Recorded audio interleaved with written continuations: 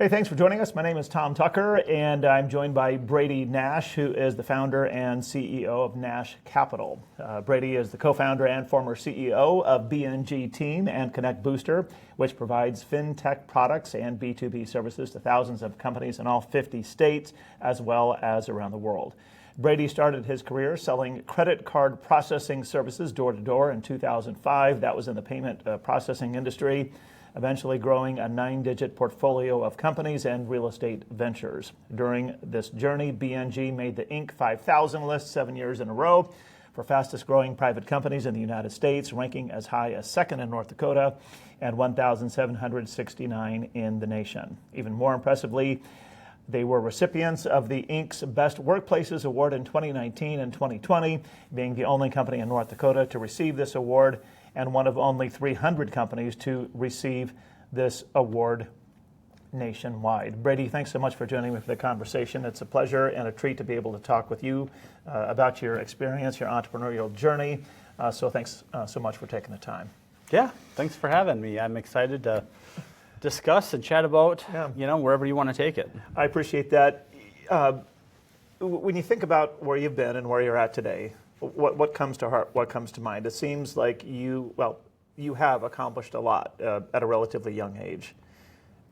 When you look back on things and consider where you are, what comes to mind? First thing, not to be cliche, is like, man, God is so good and faithful, and it's just, there's so many highs and lows and challenges, and God's provision, took myself and our business partners and our company through so much, and, He sees things that we can't, see, even to the point of, now being here at Capstone. I felt like the last 20 years have been a process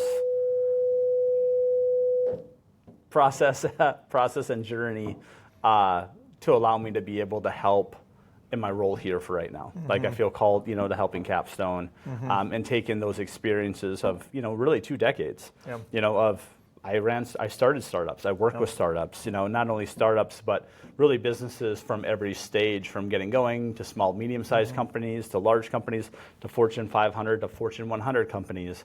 And so for those, 20 years, our whole journey was working with other entrepreneurs and businesses. So I tell people, it's not because I'm so smart. It's when you're in it every single day for 60, 80, 100-hour weeks in the early years, and you're just learning and seeing what other people are doing right, what other people are doing wrong, besides your own journey where you're making mistakes and making good decisions and going through it. I'm learning from everyone else's real time, all the time. And so, I was so in it for so long, it's just was in our DNA. Your gut and your instincts, right, is coming from those experiences, and how, hopefully, as a Christian, the Holy Spirit, about how you read situations. It's like, I've read this book before, I've read this story before, I know how this goes to a large probability, and so I think I've just had the unique position because of what we did to just experience, I feel like, several lifetimes in that period of time, because I got to be a part of so many people's journeys in helping their business grow, become successful, helping those entrepreneurs get their time back, how to scale their business, how to be more involved with their family and still keep the business successful. So I feel very privileged and honored because my career and that journey kind of happened that way. I wish I could say, like, that's my plan. It wasn't. It was more about how do I build my own, initially, financial freedom so I could be a dad and a husband one day and afford to spend time with them and afford to do things when I did it. And it just kept growing.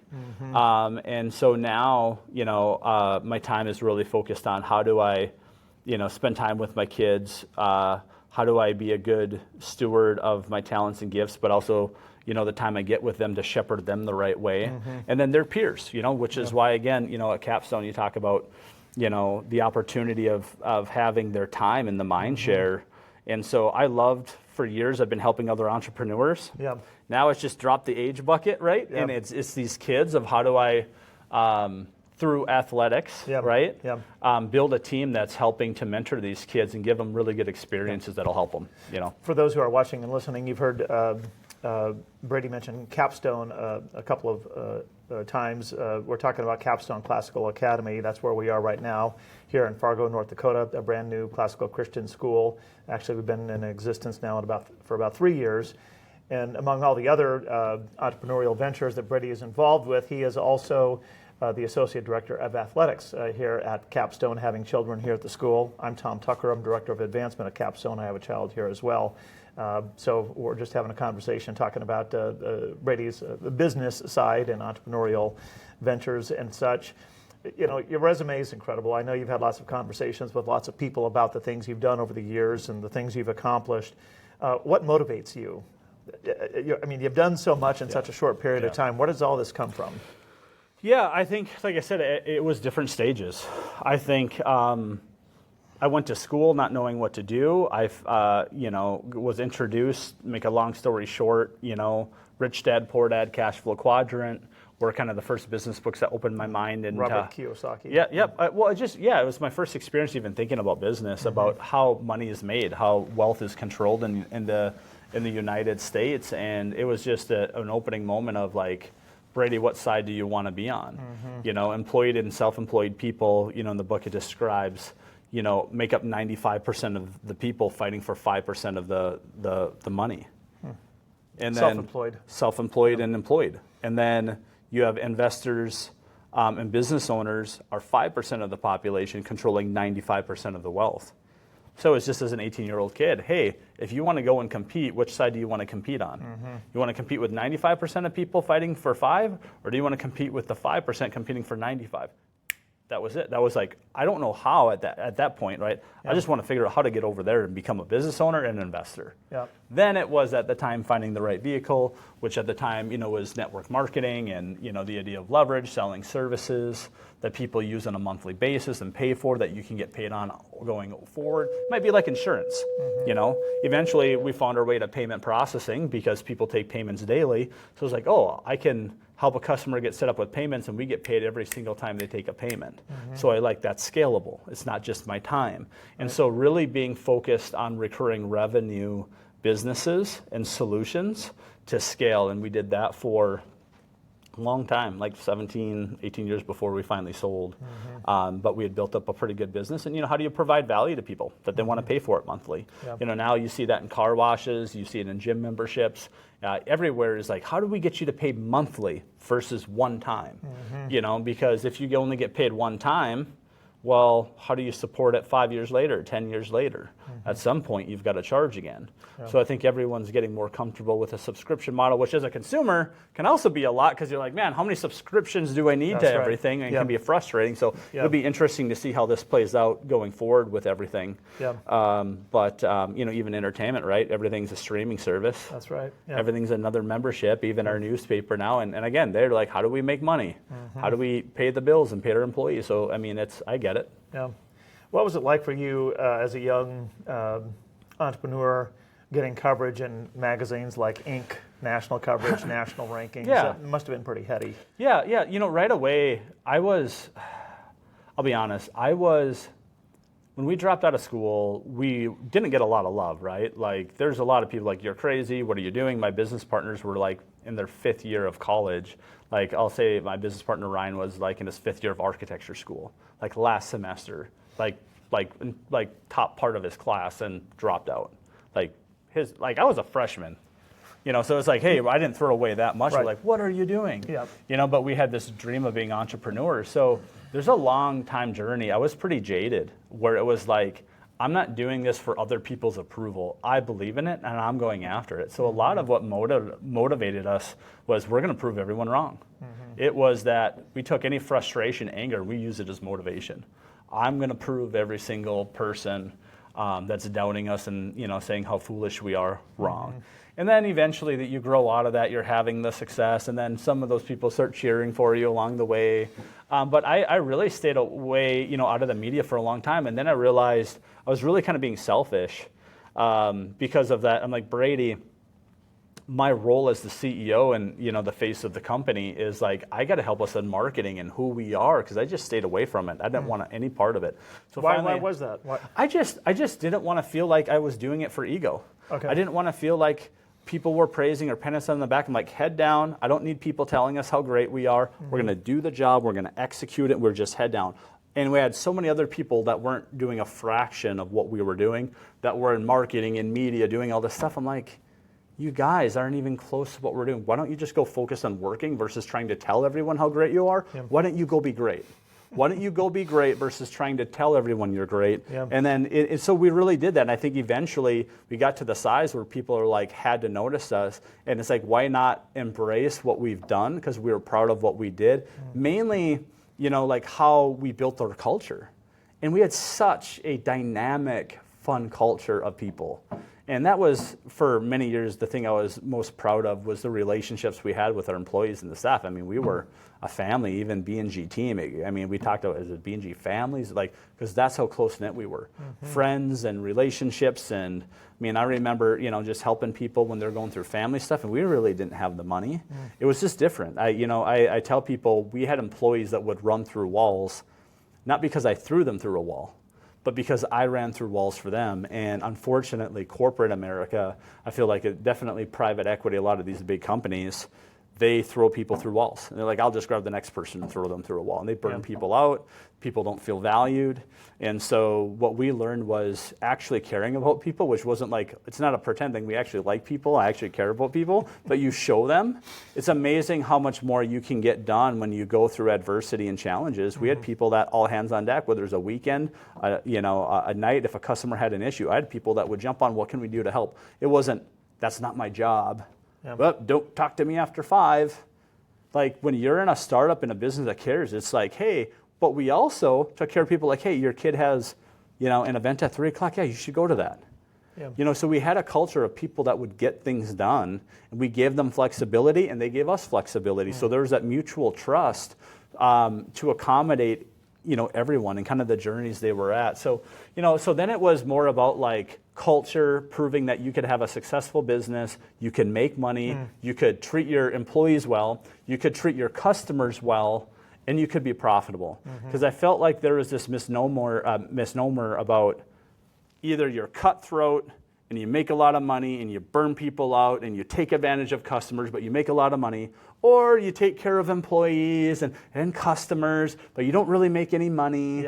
Like which one do you want to be? And I was like, I don't think it's this or that. I think you can take care of your customers, treat them well, actually care, take care of your employees, and I think you can grow and make money. And that was really kind of became our battle cry of like, what did you do and what were you proud of, and embracing that marketing. That's why I was proud of making the top places to work in the country, because it was just a little bit of the award. I'm more proud of probably those than anything of like, hey, we made the Inc. 5000 list 7 years in a row.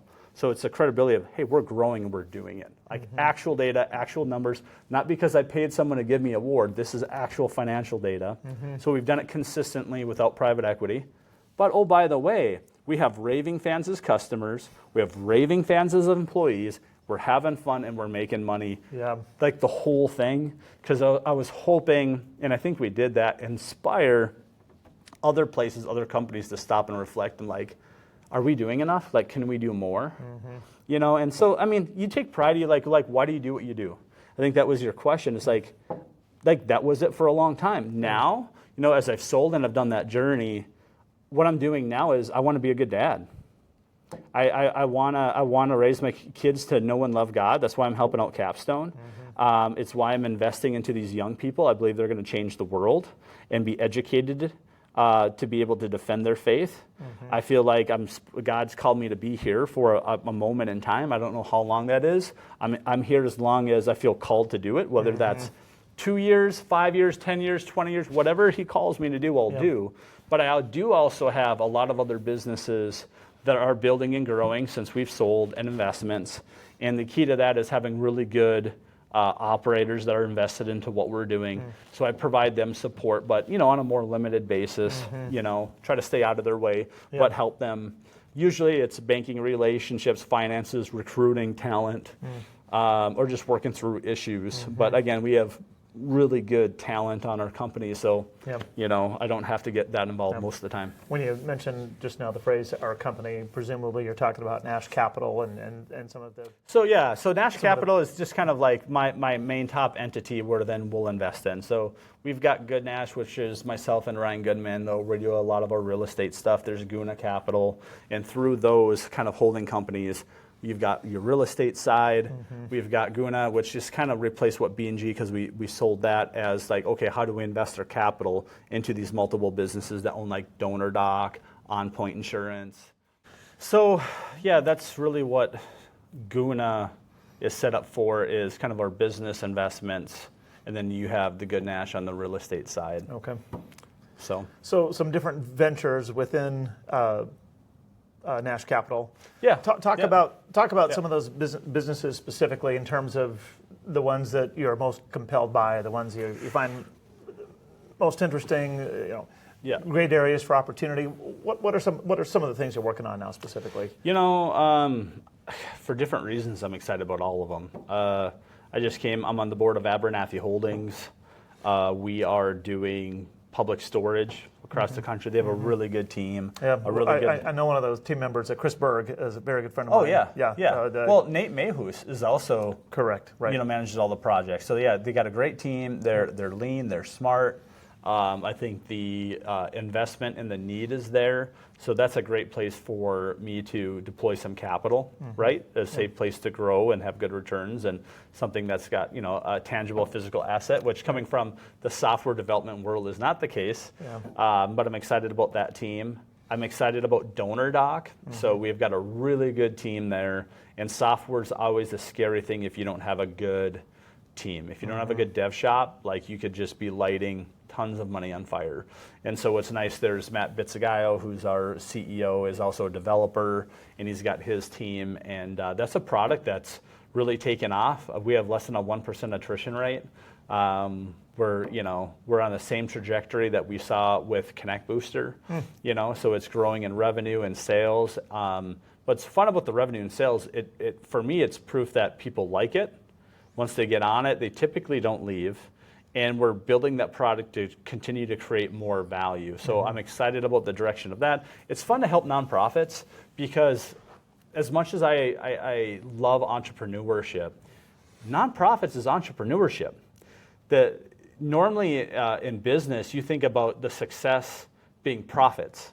How much money did you make? How much revenue did you do? Well, nonprofits are really based upon impact. How many lives did you change? Yeah.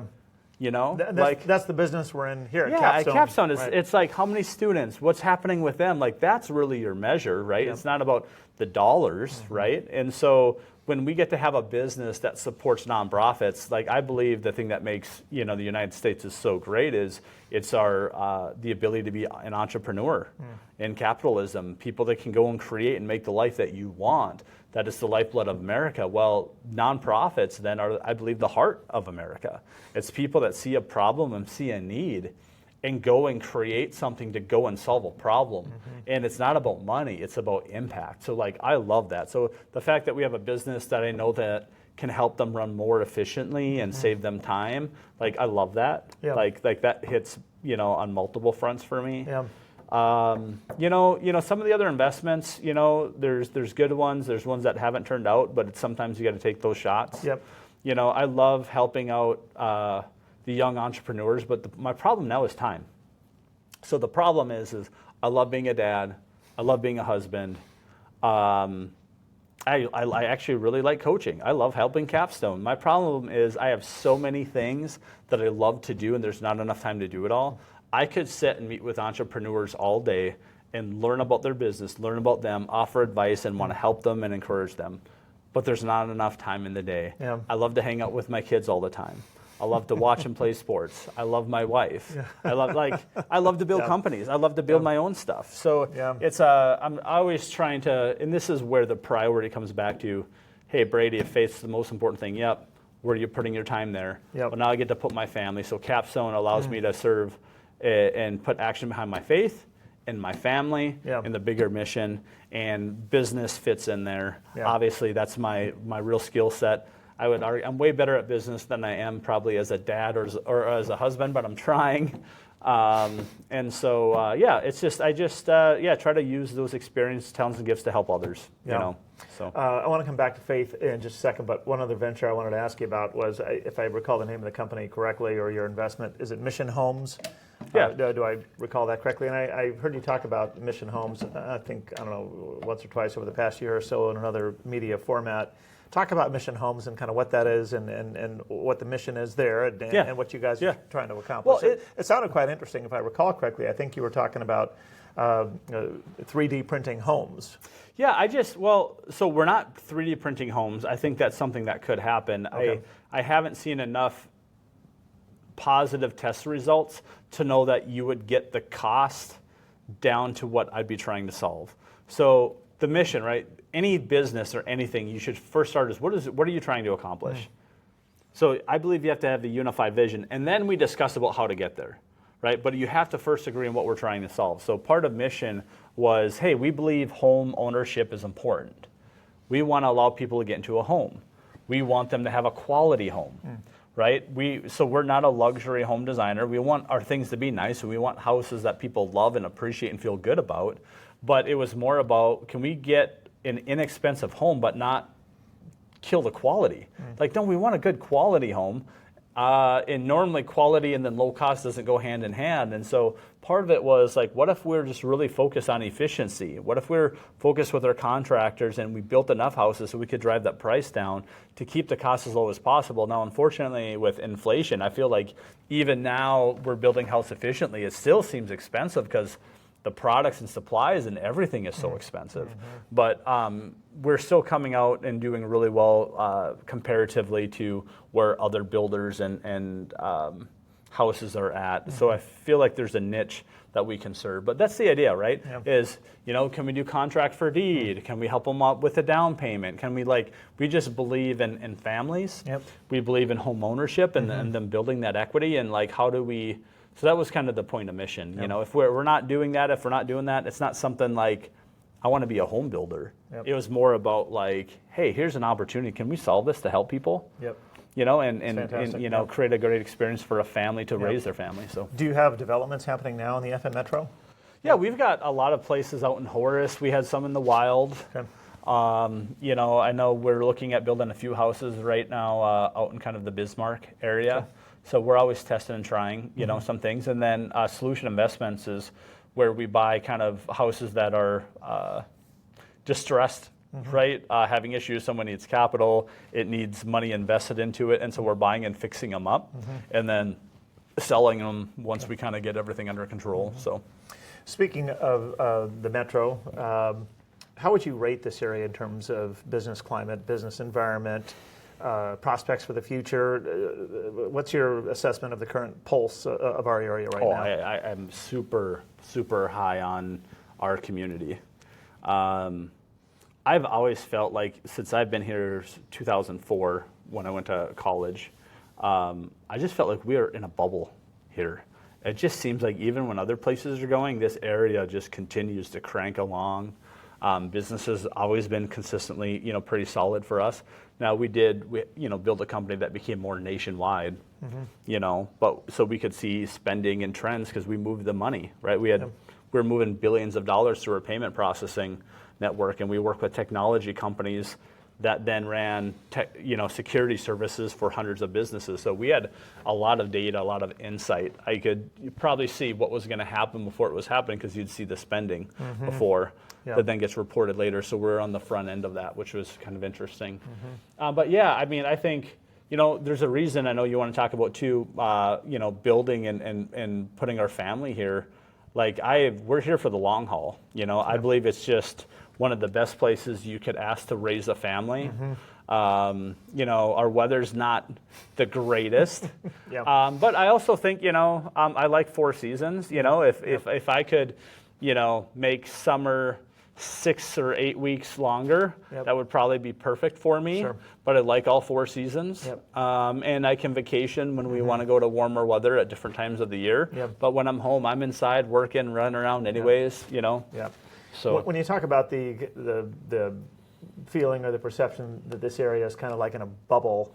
What do you attribute that to? Do you attribute that to North Dakota being primarily an ag economy where things are steady and consistent over time? Do you think that plays a factor? I mean, what is it about this area? I mean, I'm not an economist. I mean, I maybe know more than most, but I'm sure someone else would have a better answer. I think it's all of it. I think, so you got ag community. I think we have a couple big, large employers, in this area that serve not only the country but world. You've got Microsoft, you've got Bobcat, you've got, I don't know, there's a lot of large companies around here. RDO, the Shields organization. There's a lot of very successful places that aren't just successful in Fargo, that actually have national footprints in a pretty small community. So I think you've got very generous families that are investing into the area. I think there's been very good a tech culture for a small community of startups that are building and going. So I think all of those things drive, right? On all ends, from a young family building. I think our education overall is probably pretty solid compared to other parts. I think our crime rate is still really good compared to most. I think we've got land to build. I think even though things have gotten more expensive, I think it's still less expensive than most other places. Right. I think you tie in our people overall are really friendly. Yep.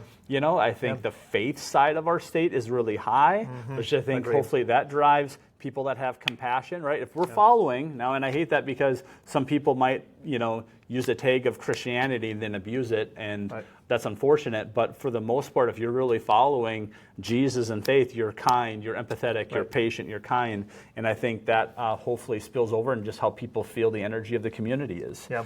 So I think you tie in all of that stuff. I mean, I'm not saying we're the only place in the country. There's lots of great places, but specifically here, I love the area. I would encourage anyone, to raise a family here and be here. And like me, when we want to go to another place to visit, we can go do that and do that for a week or two if we want. So. Well, as you know, I've moved my family here from Southern California, Palm Springs, 3 years ago in July. And Fargo was never really on our list of, desired places to be, but got a good job offer to come out here, and we came out for a visit, and there was just so much that we liked about it, and so much of what you say I think is true and accurate about the kindness of the people, the Christian spirit that permeates much of North Dakota, it's a dynamic community, the tech, the ag, the entrepreneurship, the business ventures. There is so much to really like and appreciate about. And I think we're growing. I think they built that sports complex, the Fargo Park Sports Complex. So I think some of the things that you could say we didn't have, we're growing towards that. It's like, what do you have to do? Okay, we got the Bison, you got UND hockey not too far from here. Yeah. Those are quote unquote kind of our pro teams, but you get to get excited about. Yep. I think as we grow in population and excitement, more and more of those bigger things, will become accessible. Yep.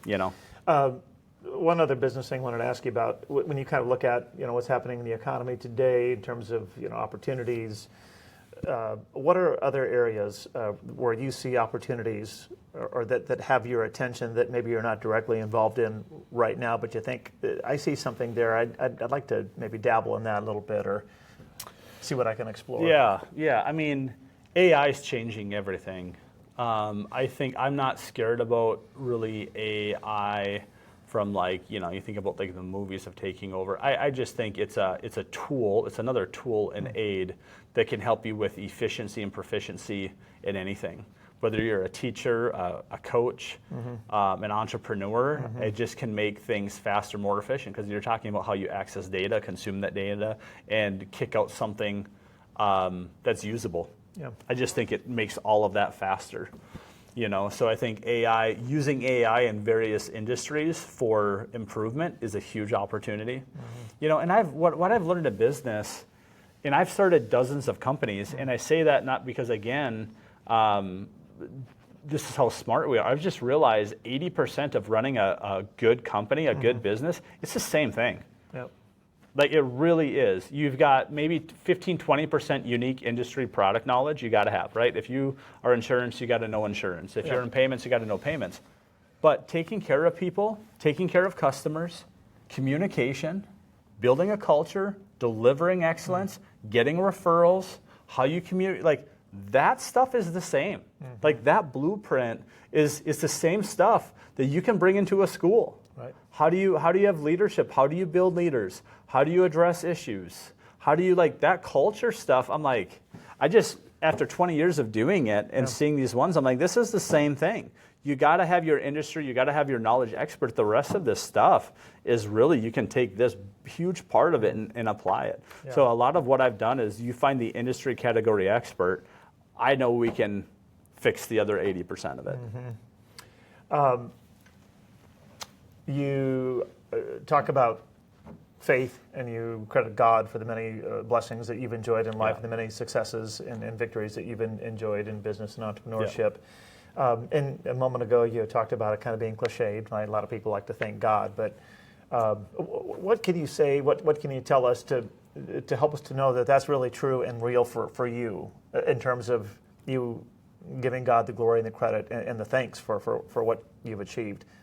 Talk about that faith walk a little bit and some of the ups and downs, twists and turns. Oh, I mean, I just, there are so many things that got to the ninth hour, that we didn't know that, or we didn't even see that God provided with opportunities, whether it was a deal closing, a negotiation, a client call, that continued to support us along the way, where if a couple things fall differently, we don't have the success story. What's crazy to me is I felt a lot of the stuff I've known and would say, but it carries different weight when you have the success. What do you mean? People, how do people want to listen to someone, that hasn't had the success? It's like, well, on paper, it looks like you've failed at a lot of things. You learn those lessons. But the failure becomes more knowledgeable when you've had the success. So I feel like there's a lot of stuff we knew we believed to be true, and the success just kind of, if you want to say, stamps it, or makes it a bona fide, like, oh yeah, this is the journey. Like that's kind of what it did for us. Like treating people well and doing all that. Well, yeah, okay, but actually we did well. We did very well. And so I love being in a position then, you don't like to brag about what you've done, but sometimes you want to establish credibility. Sometimes tooting your horn can be a good thing, well, if done the right way. Yes. And it's just more about just credibility of saying, hey, we've gone through this. We didn't have money. None of us came from money. We didn't get someone that wrote us a check. We had to use our own credit cards to finance the business. We were doing prac studies. I got the big needle mark here. So when people say blood, sweat, and tears, that's legitimately what we did. Yeah. We were sleeping on, I remember going to Walmart and buying cots and putting them on an office floor in Brainerd, Minnesota, to sleep on the floor, and our arms and legs going numb. We'd wake up, but we couldn't move, because we couldn't afford the hotel. Like, that's all the reality. It was a complete grind and dogfight the whole way. And I just, I don't take that for granted, that the journey, the encouragement that I know that God had on us and my business partners to keep going and to keep moving. I mean, it was never easy. Like the thing that I would tell entrepreneurs, you see the success at the end, but it was an absolute fight and grind the entire way. No, we had fun. We chose to have fun. Like this is how I relate it to sports. It's like if you're playing football and you're fighting and you're tired and you're sore and you're bruised and you're hitting and you're like, hey, we're looking at each other, you're sweaty, you're tired, like let's go win this game. Like let's go. You're in a brotherhood, like we're gonna keep fighting and pushing, right? Yeah. That's how I relate to like business. You get your guys like, hey man, we're getting beat up, we're tired, we're sore, we got people booing us and yelling at us, but we're in this together. Let's go, let's go take the hill. Yeah.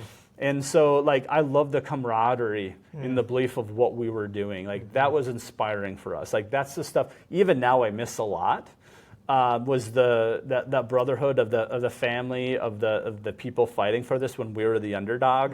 Now I feel like you're on the other side. Oh, now you're the success story. Now you've got this capital. Now you do that. But some of those days early on were the best memories, and I feel like we knew that. We knew that we were in it, and these would be the best memories.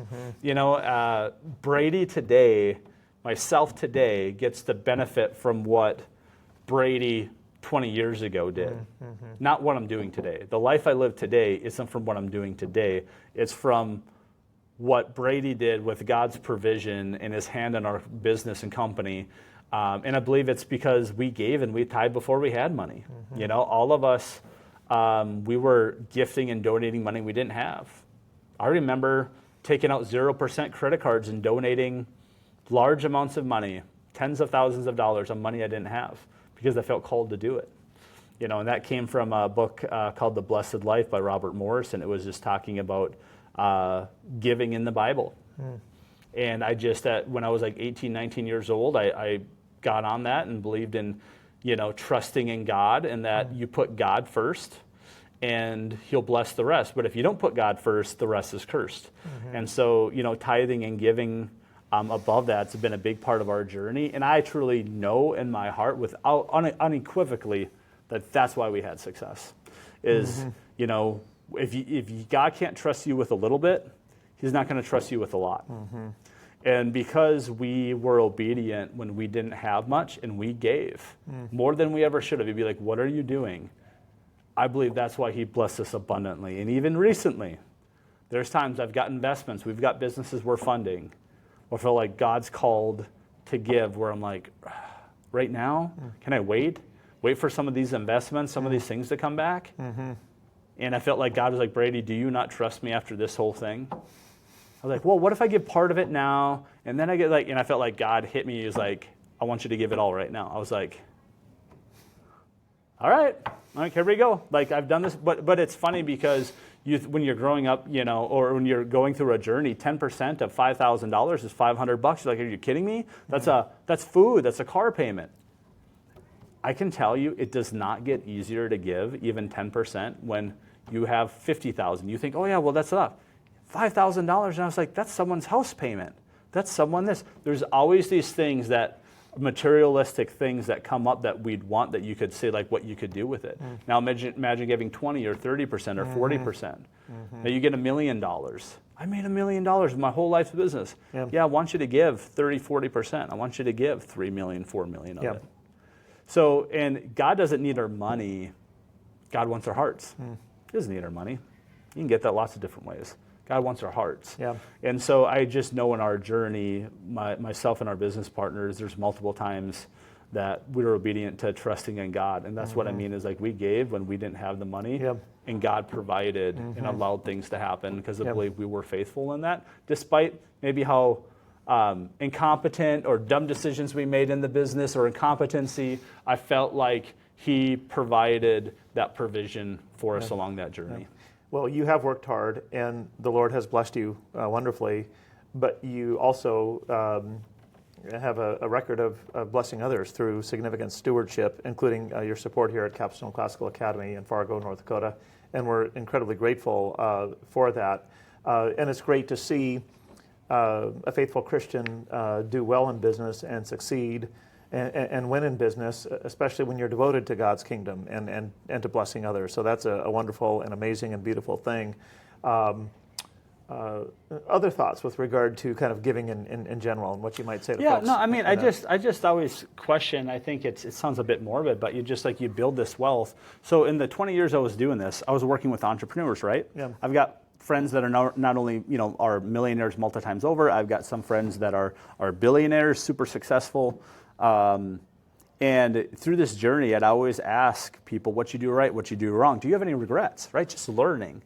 And the theme that I saw constantly was when you're talking to someone 60, 70, 80, they're reflecting on their life. If they had regrets, the number one thing was relationship to kids. 2 was spouse or ex-spouse, meaning it was never a business deal. It was they didn't take the time. They were working so much, they're focused on making their money and their wealth. They have strained relationships with their kids, where either the kids went down a path of drugs, bad habits, bad things that wrecked them, their kids are dead, gone, or they have all sorts of issues, or maybe their kids have so much resentment. Maybe their kids turned out, but they want nothing to do with them.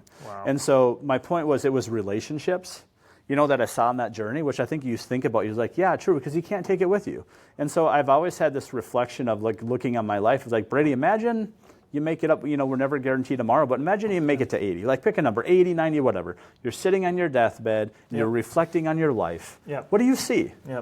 And so I ask myself those questions. Yep. So it's like, Brady, do I want to move my kids where they can be the best athlete in the sport, and that's my God, because I'm saying that's the most important thing? I like sports. I want them to have success. Well, no. Yeah. God's the most important thing. Okay, how are you living your life? Are you proving that? Yeah.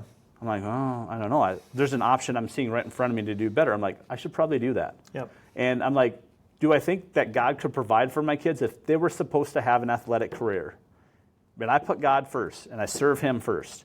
If they're supposed to do that, do you think that God could provide a path if that's what's supposed to happen? Mm-hmm. Of course. That's that's nothing, right? Yeah. And I've seen Him do so many big things. So it's like, hey, I'm going to put God first in everything that we do and try to hold myself and my family accountable and just trust God's plan. And if these things are supposed to happen, they'll happen. If they're not, they weren't meant to be, and to trust His plan because it's better than our plan. Yep. And so with the finances, even you talk about the home for us is I want a place to facilitate great memories for our family and for our friends in a way of giving that doesn't make it about money, but just that fellowship and that community. And I want to use the resources to build and grow to help support God's kingdom in whatever direction He wants that to be, whether it's Capstone, whether it's a college, whether it's an entrepreneur. We've got a good group of strong Christian friends that are on the same thing. We want to do kingdom work. Yep. And so the money we need, when you get to the point, it's like, we don't really need any more personally. Like, we're fine. The family's taken care of. Like, what can we do? And He didn't bless us so we can just sit back and do nothing. Right. If I got time, talents, and gifts, we should be using those, trusting in Him, right, to go and get God more of those gifts and talents and play our part in that role. Right. So that's why it's like, well, I've had people, Brady, why don't you just kick back and relax and go to the gym and sit on the beach and go to the steam room and the sun. And not saying those things are wrong, but it's like, no, I feel called. God didn't bless me so I can just sit back and do nothing. Yep. And wait until I pass this earth. He blessed us because I feel like He's given us the motivation and drive to keep pushing and do things. And if we don't need it, we should use our position to go and help others and play our role. So that's the constant thing of trying to do. And I fall short of that every day, but it's constantly trying to call myself out and like push. Get up and go. Get out of bed. Do this. You don't want to make the phone call, make the phone call. Yeah. I know if I don't need it, but there's someone that does. If I don't need the money, people that do. And by the way, deserve it and are in a position. So if God blessed me with this talent and gift, I want to take my talent, my position to play my part because other people have talents and gifts. That's Capstone. Yeah. You got teachers that love teaching kids, and that's their talent, and that's their gift, and that's their time. But we also need people of financial means that provide for the facilities and the sports and the opportunity. Right. So, it's like, for me, I had the unique position of time right now. I feel like some of my talents and experience, and also the treasures, to be able to give some and all of that to try to help the school, just like there's many others doing what they can. So I feel honored to do that, and I feel like right now being with my kids, getting to tie in sports that I'm passionate about, in the faith side, I'm just very thankful and grateful for the opportunity. I do think there's going to be a time as the kids are growing up, I will shift more back into business and growth, but not because it's about personal wealth creation. It's going to be, hey, let's create wealth as a tool that then God can use for different things that He has planned that I might not even see yet. Yeah, praise God. That's amazing. Do you have a particular verse that you kind of live by when it comes to business? I don't. You probably have maybe a handful, or what is there? One that comes to mind at least, maybe when you just kind of think about where you're at today and where you've been, and man, that's hard for me to put one. There's, we've been recently working through like even our house, like with a gym. My wife's calling Soul Fit. It's like working on your body, working on your soul. I don't know. I don't have a family biblical verse that I can. Okay, fair enough. There's. Yeah. Yeah. You talk. Bring up your house. You're building the home now in Fargo, and I've driven by it. Looks fantastic. There's been a little criticism locally. Hey, look at this big house that this guy's building. Yeah. Yada yada. Blah blah blah blah blah. It seems to me as though like maybe criticism like that maybe comes from those who don't know you, who don't know your journey, who don't know your stewardship, who don't know your heart. I mean, it's what I would have. I mean, I knew before doing it the criticism. When we built our B&G building and we had slides, you're going to have people that criticism. But what was cool about that was we got to bless our team and their families, right? Yeah. And so that you kind of got to have some protection because it was like, hey, you're giving back to your employees. They all get to enjoy it, which was true. And you know, the house thing for us was something I've always wanted to do. We always put the business first, our employees first, and everything else, and including giving, right, was always first. And then it's like, well, hey, at what point do I want to do the thing that's not a need, but splurge on the family? Because we could always reinvest. We can always give more. We can always do. So it's like, hey, I'm going to do something. You know, I don't hunt. We don't fish. Sports is our thing. Yep. We're in a gym every single day. And so it's like, hey, I didn't even want a lake place because that's just not us. We go to a lake 2-3 times a year. So this house was like, you know, building what makes it really big is we have a full high school sized gym. Like that was the splurge of like, that's what we do. Yeah. Our kids, their friends, our practice and training. Yeah. So it was a way of blessing our family and making it super convenient and fun. And I knew anywhere we built this house, it was going to be an issue. But I'm like, Brady, do you really care what people think? I'm like, no. I'm like, listen. And nowadays with social media, like you just see the way everyone gets torn apart. Yeah. Any athlete, anyone that does anything, if you go into a comment section, unfortunately, it's like littered with negative. Like people that have done amazing things. Like if they're a hero, it's a moment in time. If you're around, then you're gonna have people that will just tear things down and say whatever. So we know doing it, which is why I've never shared anything anywhere. Because I'm like, it's never going to be received or looked well. I'm not doing it for other people. You've never shared anything anywhere on social media? On this house, no. Oh, in terms of like images or... Yeah, you won't find, you know, I think the most recently I had I took my wife in there for Valentine's Day. Yeah. There was a shot of like the kitchen under construction. Yeah. You know, and that was a fun romantic thing, our first dinner together. Yeah. You know. And good for you guys, yeah. But it was... Honestly, the thought behind that was, how do you bless your family? And there's actually, Dave Ramsey had a book, what's it called? Is it The Legacy Journey?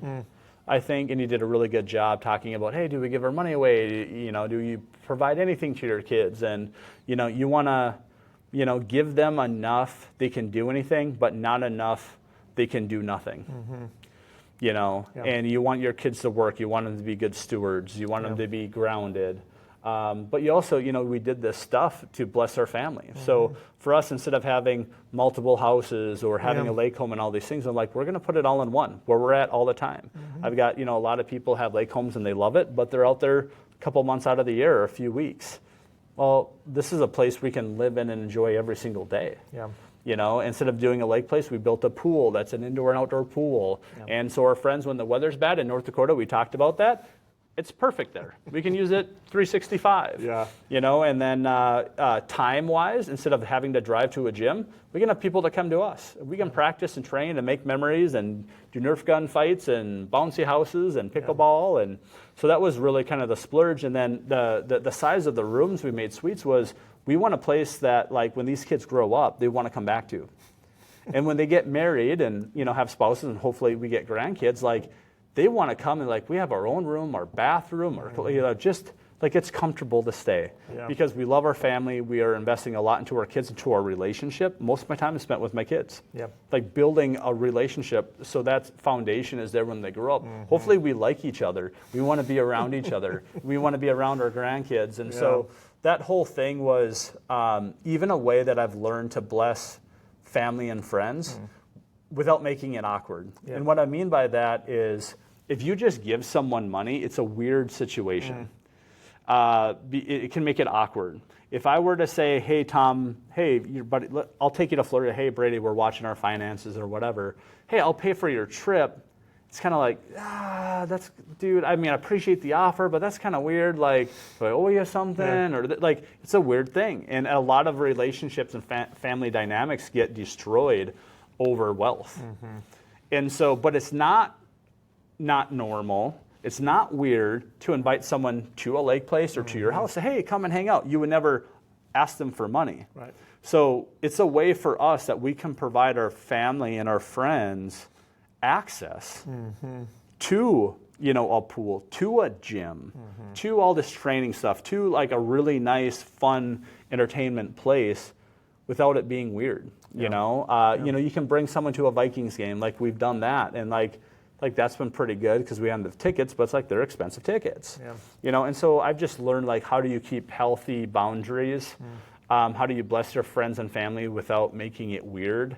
And this is one of the ways I felt like we could do this for our kids, for our family, and those friends, the right way. So that's wonderful. And thank you for sharing that. And I think it's kind of relative, too. I mean, it seems like if you think about the ways you've been blessed, you could build a house much bigger and even greater than that one if you chose to. It's all relative.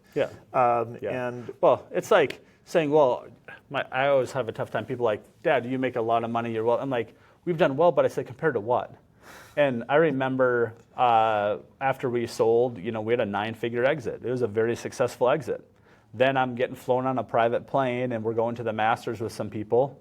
And there's a gentleman on a plane. I won't say his name, but we're talking about investing, and they were getting 16% returns. And I remember, feeling pretty good about myself. And I said, well, hey, if I was going to give you $100 million, like you're saying you could get me a 16% return. And he's like, well, first of all, I would say that $100 million isn't enough to invest with us. And I was like, wah, wah, right? Like humbling, right? And so I was like, oh, geez. And then, he went on to explain that. He's like, you know how much money we have to deploy a month? And I had no idea. And he's like, I have to figure out how to intelligently spend $7 billion a month to invest. And so he's like, you're right, you can get better returns when you find a deal and you know your market. I have to do it at such a macro level.